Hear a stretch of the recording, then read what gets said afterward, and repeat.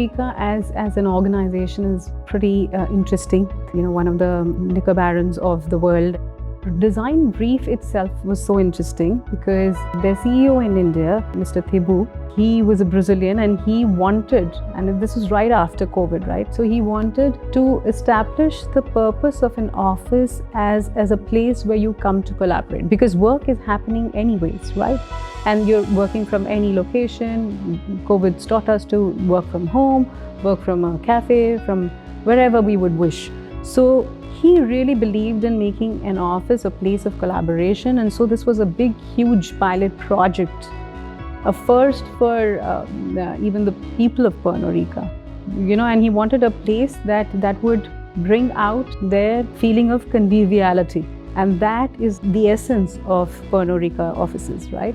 We really stuck to the brief, we adopted it, we immersed ourselves into it, and then we came up with a design that hopefully, they loved it and they welcomed it with open hands. So, the idea was to create an office that's not so typically your desk chair office, but it's more a sort of placemaking, a kaleidoscope of spaces that allow you to collaborate while working. So that I thought was quite an interesting challenge, because the right choice of furniture, the right mix of settings, and how you bring in collaboration yet give each individual its space to pensive work or individual work. So that balance between individual spaces and the shared spaces was also something that was very important. And but they have a huge external interface.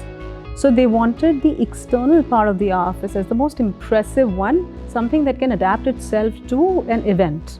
So when you walk into the office, the feeling and our inspiration was their brand homes. So they have their brand homes where you can walk in. They're usually set in very quaint places where the whole history and the whole journey of how a liquor or a certain flavor is made is said. Right, starting from the barrels in which they are kept, because it's the wood, it's those 5 minerals that go into the spirit in making the spirits that's very essential. And so it starts with the wooden barrel in which it's kept.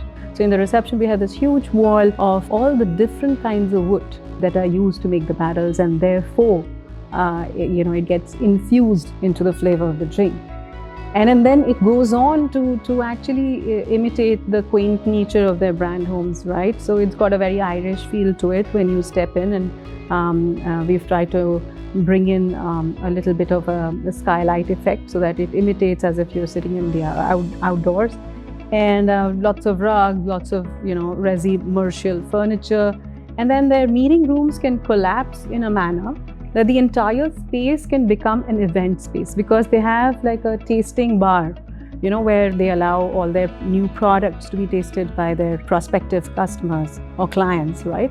We even had a piano set in their whole lobby. So it's like a huge, nice lobby and very welcoming, very inviting, very warm. And then it kind of culminates into what they call the work cafe. And as you step into the workspace, it's more like a studio, a design studio, where there are, for 120 people, we had about 28 to 30 desks, and the rest was all collaborative furniture. And the client was so forthcoming, so encouraging. I think, it really went around.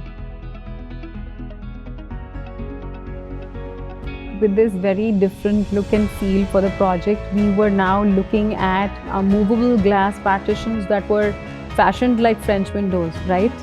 So this was a first for them, and because all that extra metal makes the partition a little more heavier and a little more difficult to operate, and we wanted them higher, like 9 feet high. So Dorma, as usual, was very forthcoming, very helpful, and they did an excellent job of it. The client was very happy, and we got the look that we wanted. So. Okay.